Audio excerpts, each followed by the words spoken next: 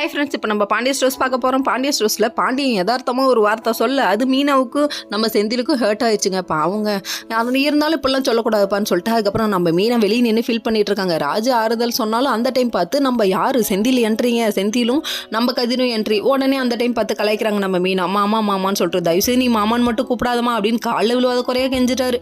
இப்போ தெரியுதா என்னை வந்து எந்த இடத்துல டைம் பார்த்து கொத்துறியா நீ அப்படின்னு சொல்லிட்டு செந்திலை பிடிச்சி நல்லா வச்சு செஞ்சுட்டாங்க.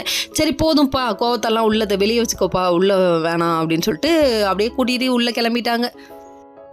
அடுத்து ரொமான்ஸுக்கு ரெடி ஆகுறாங்க நம்ம கதினும் நம்ம ராஜு. அதுக்கப்புறம் ஒன்றா இடிக்க போகிறாங்க. அதுக்கப்புறம் இல்லை நீ போன்னு சொன்னோன்னே அதுக்கப்புறம் கோச்சிக்கிட்டு கிளம்பி போயிட்டாங்களாம்மா. அதுக்கப்புறம் சரிப்பா ஆரம்பிங்கப்பான்னு அங்கே கிச்சனில் நின்று 2 பேர் பேசிகிட்டு இருக்காங்க. என்னன்னு பார்க்குறீங்களா? ஒன்றும் இல்லைங்க, நம்ம ராஜியும் மீனாவும் மாமா மாமான்னு சொல்லி கலாய்ச்சி பேசிகிட்டு இருக்காங்க. உடனே வந்துச்சு பாரு கோமதிக்கு கோவம். என்னடியே ஃபர்ஸ்ட் மருமகளை கிண்டல் பண்ணுறீங்கன்னு சொல்கிறாங்க.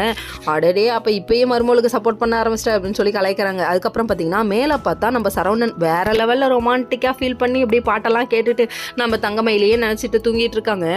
அடடா இப்படி இருக்கே அப்படிங்கிற மாதிரி ஆயிடுச்சு. மேலே வந்த 4 பேரும் ரவுண்டு கட்டி கலாய்ச்சிட்டாங்க. வேற லெவலில் இருந்தது அண்ணன் தம்பியோட கலாய்ச்செல்லாம். அதுக்கப்புறம் ஒரு இல்லையே நீ சந்தோஷமா இருந்தா நல்லதுண்ணா அப்படின்னு சொல்லிட்டாங்க. அதுக்கப்புறம் படுக்க போயிட்டாங்க. இன்னொரு பக்கம் பார்த்தீங்கன்னா நம்ம தங்கமயிலுக்கு தூக்கமே வரலன்னு அவங்க தங்கச்சி கேட்குறாங்க.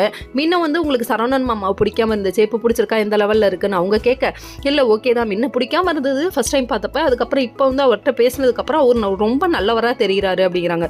இப்போதாம்மா தெரியுதா இவர் ரொம்ப நல்லவருமா, நம்புங்கம்மா அப்படிங்கிற மாதிரி இருந்து. சரி அந்த குடும்பமே நல்ல குடும்பம், நல்லா இருப்பீங்க அப்படின்னு சொல்லிட்டாங்க. ஓகே ஃப்ரெண்ட்ஸ், நெக்ஸ்ட் வீடியோவில் பார்ப்போம்.